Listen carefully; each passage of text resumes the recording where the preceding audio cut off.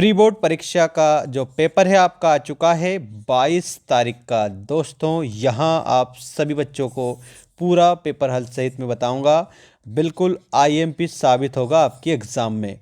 तो आइए स्टार्ट करते हैं 10वीं विज्ञान विषय का एमपी बोर्ड का पूरा प्री बोर्ड परीक्षा का पेपर। दोस्तों यहाँ पर आपको सारा हल सहित याद रखना है, एक भी क्वेश्चन आपको छोड़ना नहीं है, सारे प्रश्न हल सहित बिल्कुल मैं बताऊंगा और आप याद करेंगे। ये रहा आपका पहला प्रश्न, सही विकल्प चुनकर लिखिए में कोई विलयन लाल लिटमस को नीला कर देता है, इसका पीएच मान संभवतः क्या होगा। सभी बच्चों को घंटी की बटन को ऑल पर रखना है, चैनल को सब्सक्राइब करके, क्योंकि सारे वीडियो आपको यहीं पर देखने को मिलेंगे सबसे बेस्ट तरीके से। देखिएगा पहला इसमें ऑप्शन है 1, इसके बाद 4, फिर 5 और फिर 10। तो यहाँ इसका मान पूछा है, ठीक है, लाल लिटमस को नीला कर देता है तो 10 इसका संभवतः मान हो जाएगा। पतले तारों में धातुओं के खींचे जा सकने की क्षमता कहलाती है।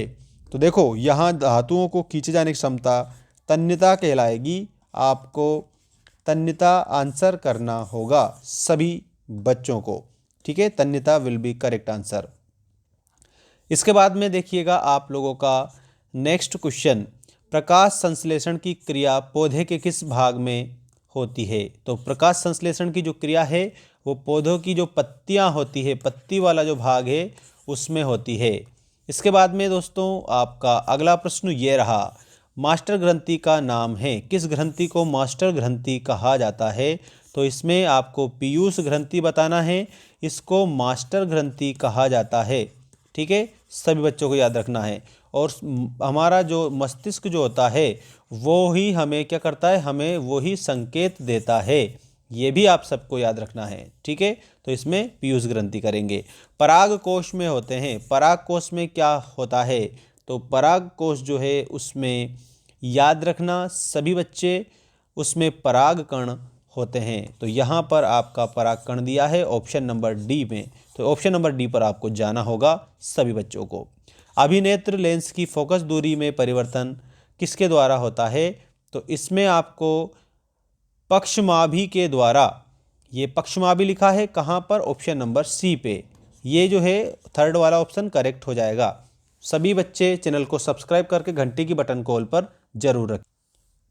इसके बाद में आ चुके हैं आपके रिक्त स्थान। रिक्त स्थानों में आपका पहला रिक्त स्थान ये रहा, धातुएं प्रायः उष्मा एवं विद्युत की होती है, तो वो यहाँ पर आपको सुचालक लिखना होगा, ठीक है। नेक्स्ट क्वेश्चन ये रहा आप लोगों का, तंत्रिका तंत्र की प्रमुख इकाई होती है। तो न्यूरॉन आप लोगों को आंसर के रूप में करना होगा, ठीक है। थर्ड क्वेश्चन देखिएगा, मनुष्य वृषण में पाए जाते हैं, तो वृषण कोश आपको आंसर लिखना रहेगा, वृषण कोश विल बी करेक्ट आंसर। इसके बाद में यहाँ पर ये दिया है साइन और ये आर क्या कहलाता है, स्नेल का नियम कहलाता है, तो यहाँ पर आपको स्नेल आंसर के रूप में लिखना है। शुद्ध जल का विद्युत का क्या होता है। तो शुद्ध जल जो है दोस्तों विद्युत का, शुद्ध जल विद्युत का दोस्तों, शुद्ध जल विद्युत का क्या होता है, कुचालक होता है कि सुचालक होता है। तो इसमें क्या लिखेंगे, कुचालक लिखेंगे, ठीक, हाँ यहाँ पर ऐसे आएगा। मनुष्य जीव है, तो मनुष्य दोस्तों सर्वाहारी है, क्योंकि ये सभी प्रकार का आहार करता है, इसलिए इसको सर्वाहारी कहा जाता है, ठीक है। तो स्क्रीनशॉट ले लीजिए सभी बच्चे जल्दी से जल्दी इसका। देखिए इसके बाद नेक्स्ट क्वेश्चन, यहाँ पर आप लोगों का सत्य असत्य का आ चुका है। सल्फ्यूरिक अम्ल का तनुकरण उष्माशोषी अभिक्रिया है, तो ये गलत हो जाएगा। CaCH3OH एक क्षार है, चूँकि इसमें OH उपलब्ध है, ये भी आपका गलत है। मनुष्य में दोहरा परिसंचरण होता है, ये सही है। अधिकतम प्रतिरोध प्राप्त करने के लिए प्रतिरोधकों को श्रेणीक्रम में संयोजित करना, तो ये आप लोगों का सही हो जाएगा, बिल्कुल करेक्ट। इसके बाद घरेलू परिपथ में धारा प्रवाहित धारा प्रत्यावर्ती धारा ऐसी होती है, तो ये नहीं होती है। निकट की वस्तुओं को ठीक से नहीं देख पाना, निकट दृष्टि दोष है, ये गलत है, ठीक।